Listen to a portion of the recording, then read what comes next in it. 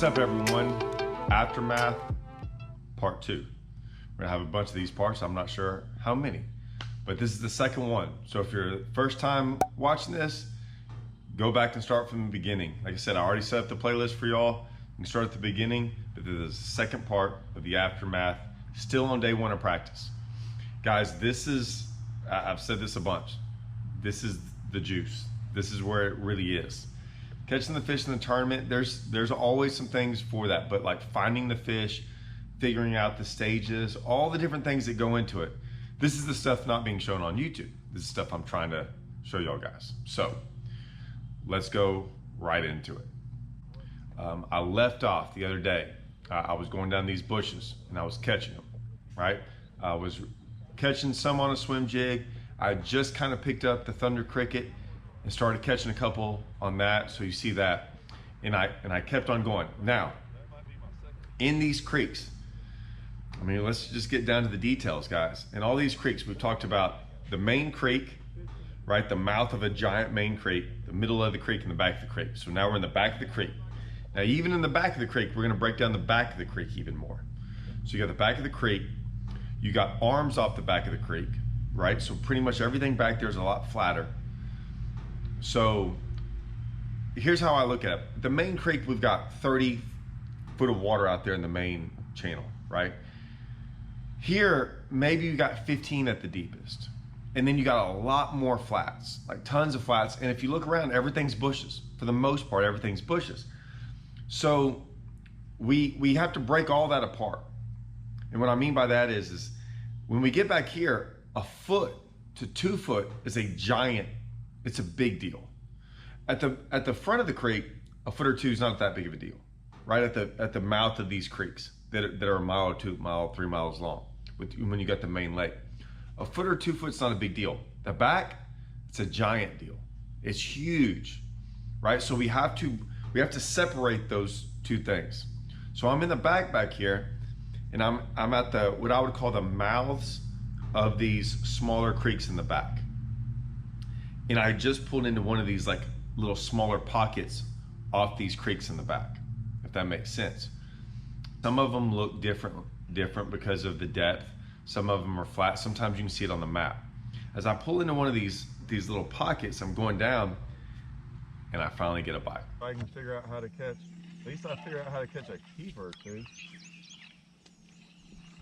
Have you seen a 2-pounder? There's a big one.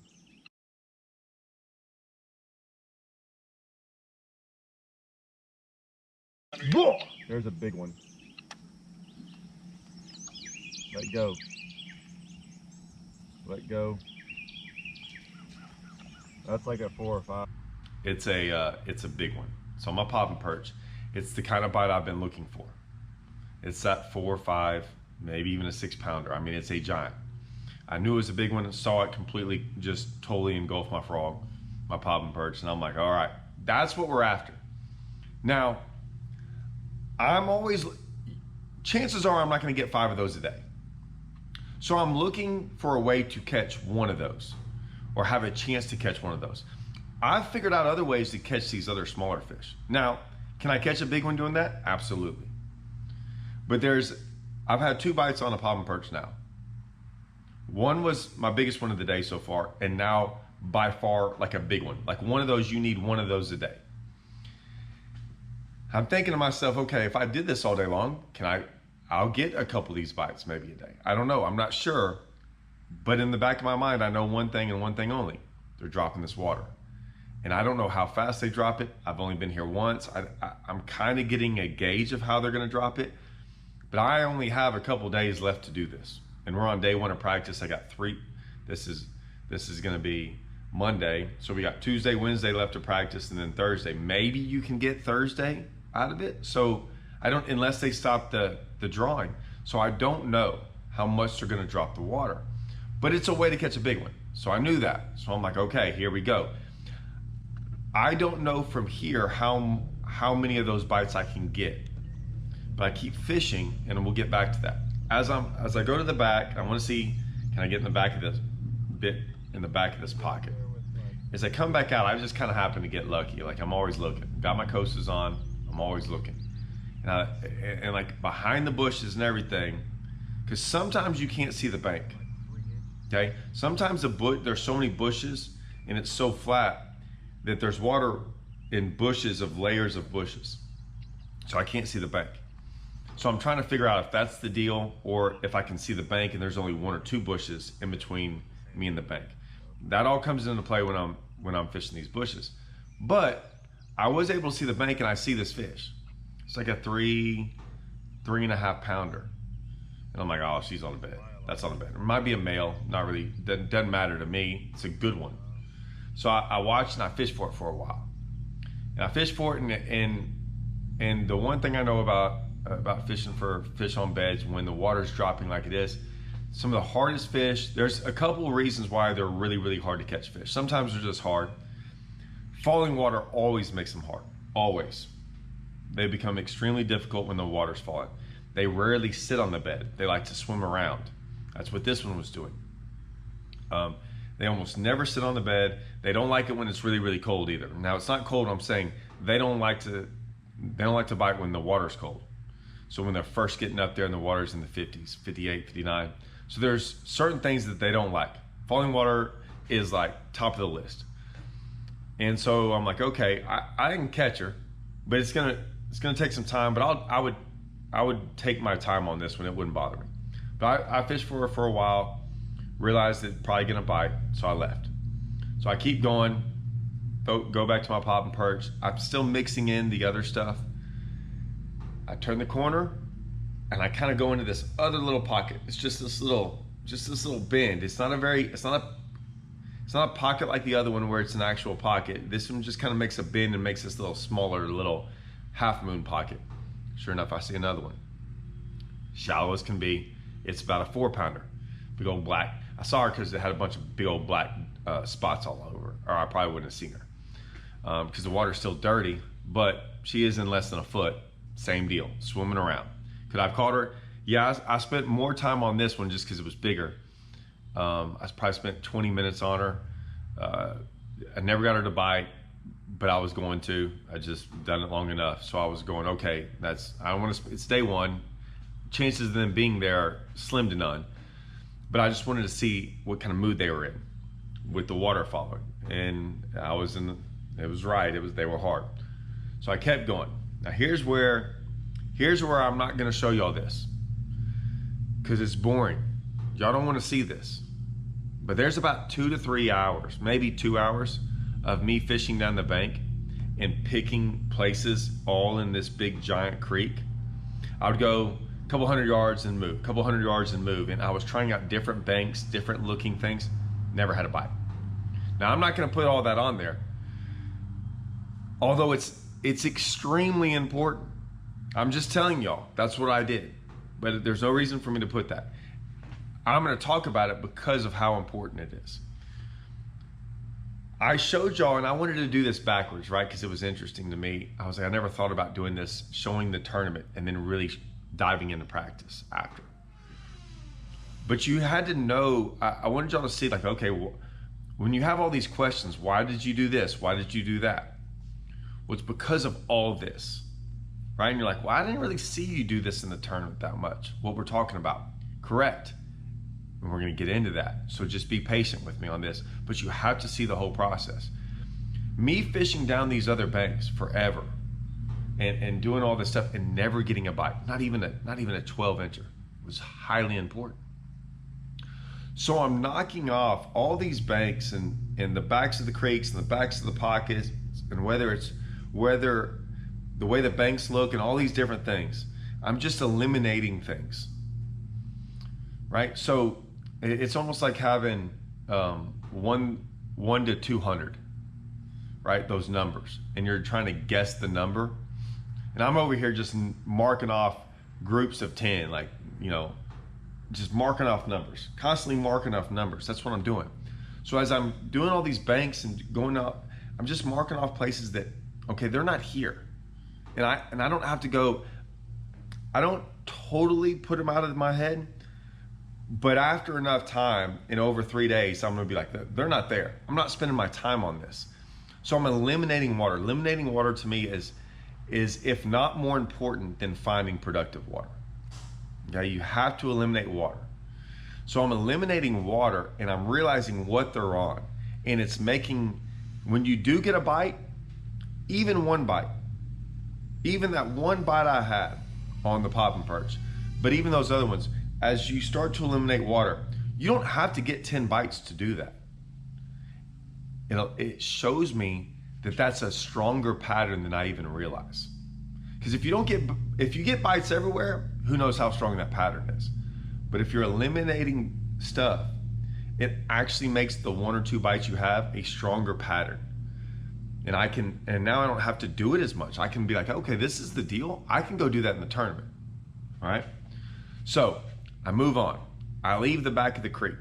I fish around a little bit more in there, and there's some grass in there, and there's some little boat docks at the, some places in there. I don't get bit in any of that stuff, nothing. So I leave out.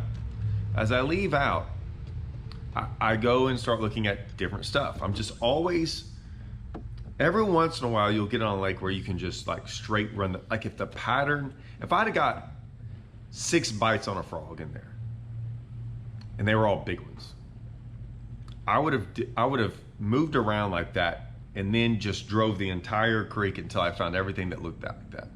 But that wasn't the case. And I was worried about the water dropping. So now I'm always going, okay, the water drops back here and I can't catch any of these fish. I still have to catch them out here. So I run back out there and I'm like, okay, I need to focus more out here because I kind of know what that looks like. I'm getting bit out here, but I hadn't had a big one out here. So I start moving around, trying different looking banks, different sections of the creek, all these different things. I'm going through it all. And then I was like, okay, let's try out here a little offshore some more. So I try a little offshore some more. I don't really know what depth I want. I know I don't want like 2 to 3 foot. I've tried 8 to 10. I think I know some pretty good 8 to 10 foot spots. This is more like that 3 to 6. That's really where I think they're gonna be at. So I start Carolina rigging my game hog. Pretty quickly, I catch this one.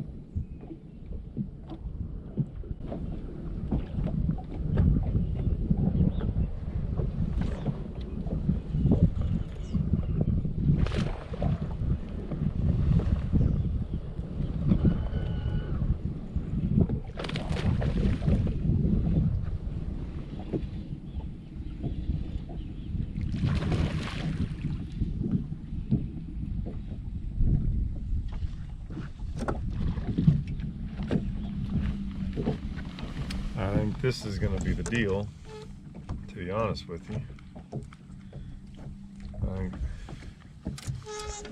Is that a pre-spawner?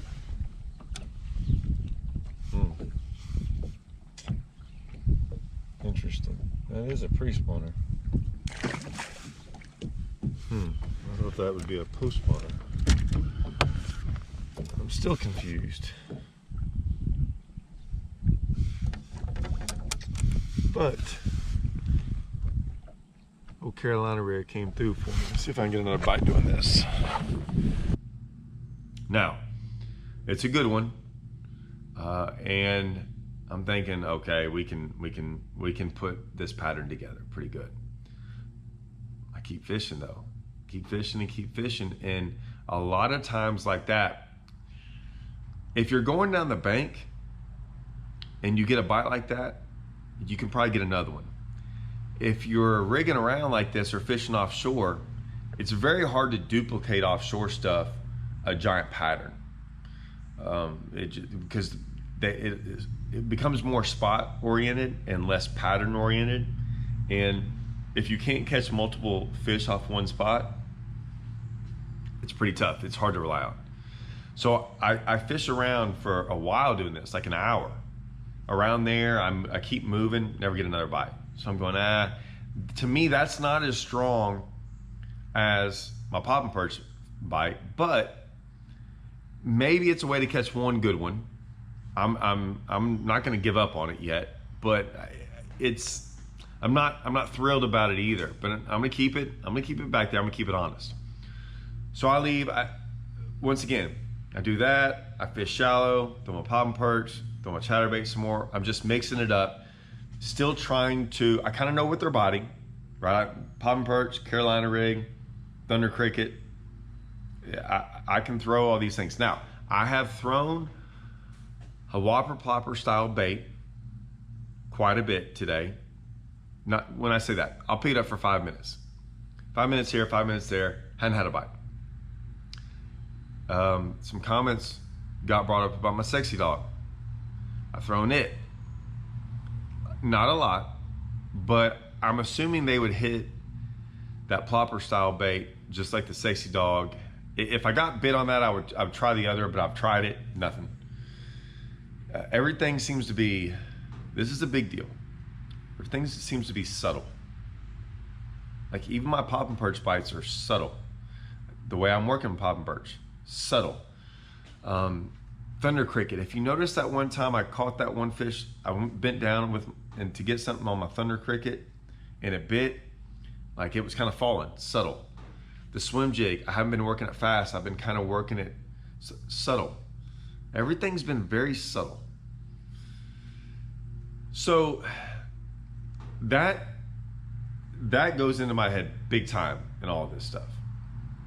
So as I'm going through all these different things, and I'm throwing the plopper, and I'm throwing the swim jig and thunder cricket down these banks and all this stuff, I'm paying attention to that, and I'm realizing that that they're not in that aggressive mood. Sometimes you can go down, when I was here in June, when I first got here, aggressive. I could work things super fast, super aggressive, and you could tell they were coming to eat it. Like they were coming to find it. Here, it was more or less, I had to put it over their head for them to eat it. And even then, they were shy about it. Let's just call it that, what it is. They were shy. So as I'm throwing all these different baits down the bank, and I'm realizing that I cannot get bit everywhere. They're still not biting. The bushes, they can bite shallow, but other than that, what I mean by shallow is they're still not on the bank. I'm still not getting any bites right on the bank. And that's a big time, I'm noticing that.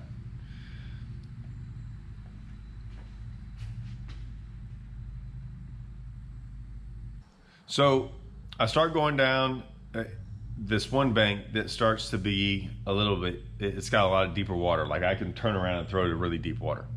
It's got some boat docks there. I'm going down it. It's got a lot more rock on it. It's got a lot more everything. And I'm going down it. I remember last year, remember how I talked about in that other video, or the beginning, that I said, man, some things are like coming back to me. Like I have to get on a body of water sometimes, and I have a really good memory. I don't have a great memory about everything, but fishing, I do. Like I don't need waypoints almost ever. And things started coming back to me instantly. Like I started remembering every single fish I ever got bit in practice. I mean, I literally can go these places without waypoints. It's just something I've been fairly good at. And I get in between these two docks, and I'm like, I remember right here. I never got bit here, but I always thought I would, because I saw this perch bed down this one bank, and I was going, man, they ought to be here. Never got bit there. Now and the water's a lot higher now, but I got there and I couldn't see anything. I'm like, this is it. This is that spot. Like I said, I even remember spots I don't even catch a fish at. So I break out, oh, sexy dog. And I start throwing it. And I start throwing it down the bank. As I'm throwing it down the bank, and I can kind of power pull down because the bank turns right there. Next thing you know, blow up.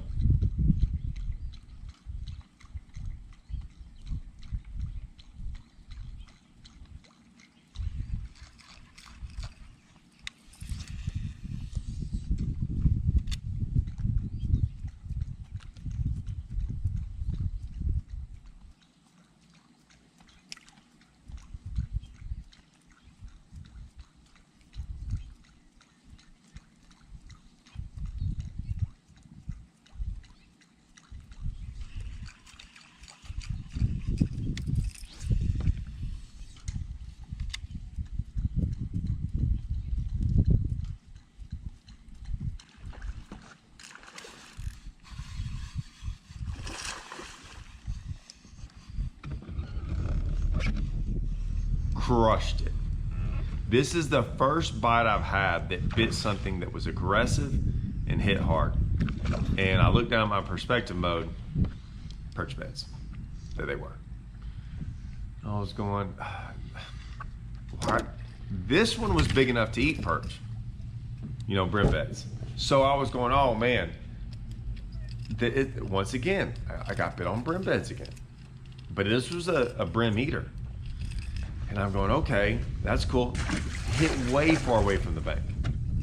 Not that it was that deep, it just hit way far away from the bank. So now I'm sitting here going, man, that's interesting, that's pretty cool. That's one of those places that's more of a spot, but now it seems like I'm getting bit on the banks on spots, which is sort of a pattern, but not really. It's interesting. I don't really know what to think about it. I know one thing, I'm gonna have to really pay attention to this stuff. We're gonna have to pay attention to my perspective mode or perch beds or why I got bit there.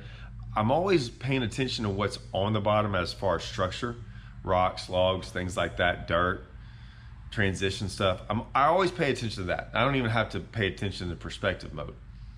And I don't look at perspective mode that much when I'm fishing. I mean, I use more of this, my eyesight. I'm using more of my costas. Like, I look in the water. That's been my live scope forever. Even though it's dirty, I can still see transitions from the bank into the water. So I still pay attention to more of that, but I am gonna have to at least look down every once in a while and make sure that I'm not running over brim beds. So I catch that and I'm thinking, man, okay, this is great. Now it's getting close to evening time, right? And I've done so much of the other stuff and it's kind of getting late. I mean, it's past like 6 o'clock. I'm like, okay, it's time. Could I stay out here longer? Yes. I don't want to get on this like crazy late evening bite because that doesn't help me for the tournament. Sometimes it helps, but I don't think in this one it's going to help. So I'm pretty much done for the day. So I come on in, I'm done. I'm thinking I've had a decent day as far as bites go. Because the way I look at it is this: I'd have had that pop and perch bite. Let's call it a 4. I think it was way closer to 5. Say it was a 4 to 5. Caught the 1 4-pounder out deep or offshore.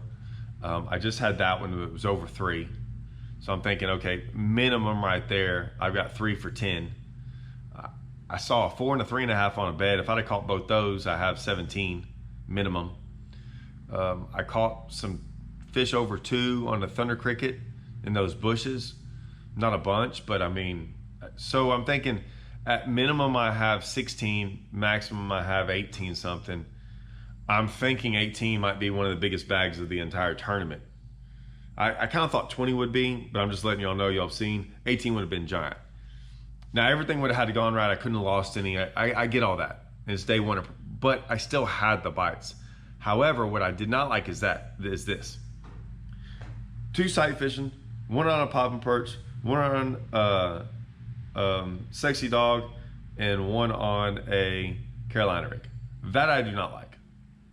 I've fished enough tournaments in my lifetime to know that never hardly happens in a tournament. You can never hardly go and repeat that.